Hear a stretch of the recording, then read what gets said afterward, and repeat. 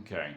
So election is tomorrow, and I want to do a prediction video on the election results that I think that we're going to see tomorrow night. Hopefully, um, of course, with the shenanigans, who knows? I mean, saying, with the Fetterman Oz race, that's something that might take a while, quote unquote, honk honk. But anyway, with the House, I'm not going to make any specific predictions on the House races because there's a lot of them, and I think I could pretty much safely say that the Republicans will take the House. The exact number, I'm not going to even try to guess that. As far as the Senate and governors races, uh, Florida, Georgia, Texas are not going to be even close. Abrams, uh, what's his name in Florida, Chris, and Beto O'Rourke. They're going to get ass blasted in those three races. Arizona, Nevada, and Wisconsin, I think the Republicans will take those three governors, those races. I think there'll be much smaller margins than what we'll see in Florida, Georgia, and Texas. But I think Lake is running a very strong campaign, which I'll get to again when we talk about the Senate race, Blake versus Masters in Arizona. But I think Michaels will win in Wisconsin by a small margin, but I think he'll win. I think Lombardo will win in Nevada again, small margin, but I think he's looking pretty good there. And also, I want to mention about the polls, about the RCP averages.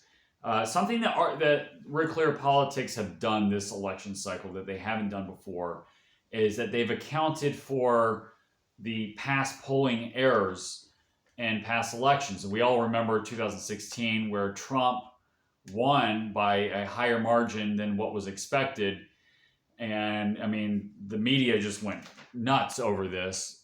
And so they've accounted this.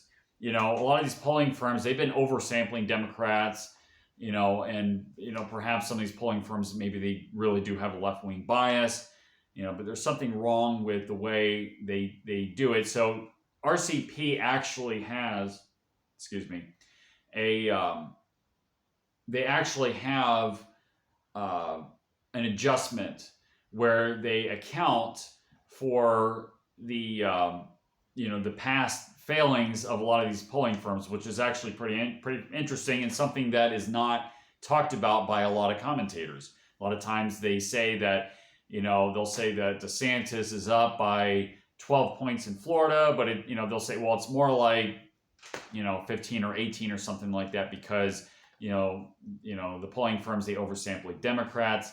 But the RCP actually does take this into account, and they actually have races, for example, where in Pennsylvania, where the polling aggregate shows that it's roughly a tie between Oz and Fetterman, but they've said that Oz is projected to win just based on the fact that that the polling firms seem to have a bias towards Democrats. So anyway, let's go back. Let's go back to the governorships. The two races that are really interesting to me are in Oregon and Michigan. Whitmer versus Dixon in Michigan. I think that's going to be a very, very close race. The polls have it very close. I think Whitmer is up by just a little bit in the aggregate. But the momentum seems to be that Dixon is closing the gap. So that's one to really watch. As far as making a prediction, I don't know. It's going to be very close. I don't know if Michigan is still a fortified election or not. I know Pennsylvania still is. It's still quite fortified in Pennsylvania. Michigan, I don't know. I have to really put that as a coin toss, but I'm going to really watch that race tomorrow night, and I think a lot of people are also. In Oregon, you have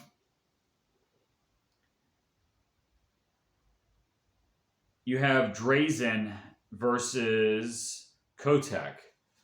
The polls actually show Drazen up by a couple points in the aggregate. So, now to be very blunt, I don't really know Drazen's policy positions, but I know that a lot of people in Oregon and Portland, they've seen that crime rate has gone up, and Kotek is the incumbent, but he's not as popular as a Democrat as you would expect in Oregon. So Drazen really has a shot at this. The thing I'm worried about in Oregon is I believe Oregon does just a mail-in ballot system. They don't have election day; they have election month, and that might be a problem in there. So it's one to watch. Again, there could be some fortification there. So, I wouldn't really bet a lot on that, on Drazen winning, but he is up in the polls. And if it was a clean election, I would expect him to win.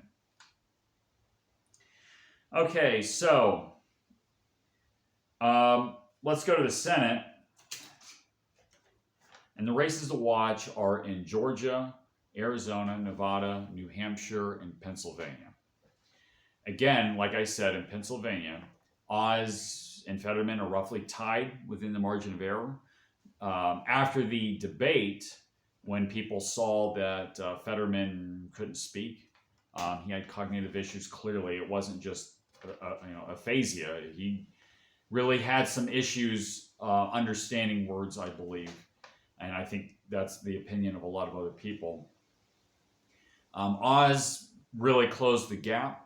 Now, Oz, I'm not a fan of necessarily, but he was coherent, and I think he did decently well in the debate.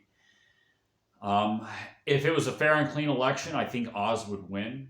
The problem is in Pennsylvania, they don't follow their own election laws, and there's a lot of shenanigans that'll probably happen, or I wouldn't be surprised if it happened. So at the end, I would expect it to be a coin toss in Pennsylvania. It could be either way. That could win. In Georgia, I expect Herschel Walker to win, but they do have a system where they have multiple Republican candidates also running. So that'll probably go to a runoff on December 6th in all likelihood.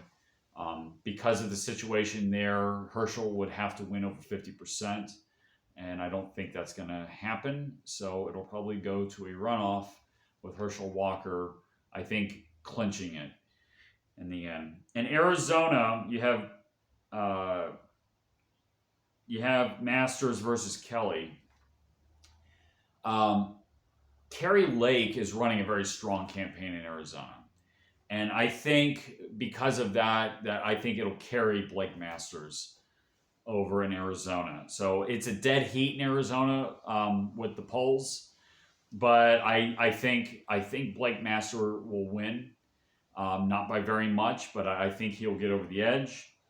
In Nevada, again, it's very close, but I think Laxalt is doing pretty good in the polls. I think he's up by a little bit over Mastro. So I think he's got that. Then we go to New Hampshire. Real Clear Politics is forecasting Hassan to win, but Bolduc is closing in the polls. Now they're not doing a lot of polls. They're only doing them, very periodically, so we don't really get a good idea. But the last poll does have Bolduc up a little bit, I think by a point. And the aggregate, Hassan is up a little bit. However, if you look at the trends, it appears that Bolduc is closing the gap. So that one is a coin toss. It's possible that Bolduc could win. Then again, it could be Hassan. As far as I'm concerned, that's a 50-50 race. So I think that 52 to 48 is a reasonable prediction in the Senate. 52 Republican, 48 Democrat. Actually, I think Laxalt should definitely win in Nevada, and I think Herschel will win in Georgia. So I think 51 is a safe bet. If you put Masters in there, I think 52 is pretty reasonable. Could be 53, could be 54. 54 is possible. It is possible. You know, you could see a you know, a 54-46 breakdown in the Senate. You know, again, Pennsylvania and New Hampshire are nail biters for the Senate. Oregon and Michigan are nail biters for the governors in those two states. So yeah, I mean, I'd be very interested to see that. And after the results, I would like to make another video about what I think is going to happen and the what I think is going to be a Republican-controlled Congress. Um, what I think is going to come out of that, and that's it for now. So until next time.